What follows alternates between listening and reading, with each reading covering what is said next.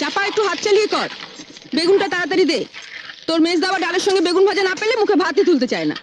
আজ তুই এসেছিস দেরি করে, জানিস তো সকালে সবাই স্কুলে যাবে, অফিসে যাবে। ডালটাও তো এখনো সাদলাসনি। আরেকটা গ্যাস জ্বালা।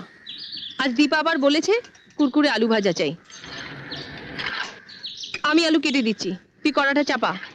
চাপা দি, ওর জন্য একটা মাছ ভাজা তুলে রেখেছ তো? না বাপু, ভুলে গেছি। বড় বৌদিও আজ আমাকে মনে করিয়ে দেয়নি। সব আমি ঝুলে দিয়ে দিয়েছি। অত তাড়া দিলে কি সব মনে থাকে? আর কটা দিন অপেক্ষা করো, পুজো আসছে। মা দুর্গার কাছ থেকে 8টা হাত আমি ধার চেয়ে নেব। উফ, তোমাদের বাড়িতে 10 হাত না হলে কাজ করা আমার সম্ভব হচ্ছে নি। সরো। হাজলামো করিস না চাপা, তাহলে তো রাবণের কাছ থেকে তোকে 9টা মাথাও ধার নিতে হয়। 10টা মাথা না হলে সকলের সব কথা মনে রাখবি কি করে? যা বলেছিস, এই বাড়িতে সবার আলাদা আলাদা অর্ডার, এক একজনের এক এক রকম জিভ। জীব নয় দিদি, বলো নোলা। তোমরাও তো এবারের মধ্যেই পড়ো বৌমা। রোজ ডাল চচ্চড়ি দিয়ে তোমরাই কি ভাত খাও? ঝোল ঝাল ঝাল দিয়ে ছাড়া তো তোমাদের মুখেও ভাত ওঠে না। আর যাদের নোলা নিয়ে এত তোমরা হাসাহাসি করছো, তারা তোমাদেরই আপনজন।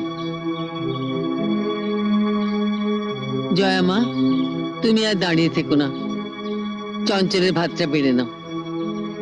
আর না হয় চঞ্চলকে আমি বলে দেবো মাছের ঝোল দিয়ে ভাত খেয়ে নিতে। যাও। রান্নাঘরে সবাই মিলে ঢুকলে ধাক্কাধাক্কি হবে, তাই দাদাদের খাবারটা বাড়া হয়ে যাক, তারপর না হয় ওর খাবারটা বেড়ে নেবো মা। কিন্তু আপিস তো সব একসঙ্গেই যাবে বৌমা। আপনার ছোট বউয়ের জন্য একটা আলাদা রান্নাঘর করে দিন মা। আমাদের সঙ্গে ধাক্কা ধাক্কিতে ওর কষ্ট হয়। আমি সে কথা বলিনি মেজদি। না তা বলনি, কিন্তু এর চাইতে বড় রান্নাঘর তো রাজা মহারাজাদের বাড়িতে হয় ভাই।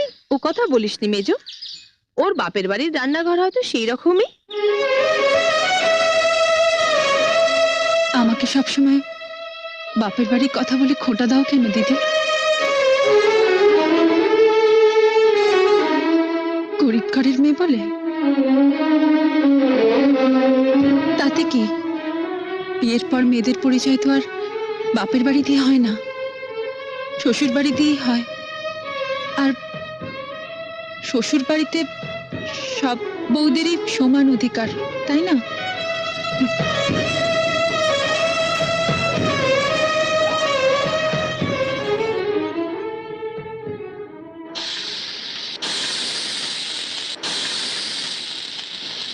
চাপাতি সরো, ভাতটা বাড়ি।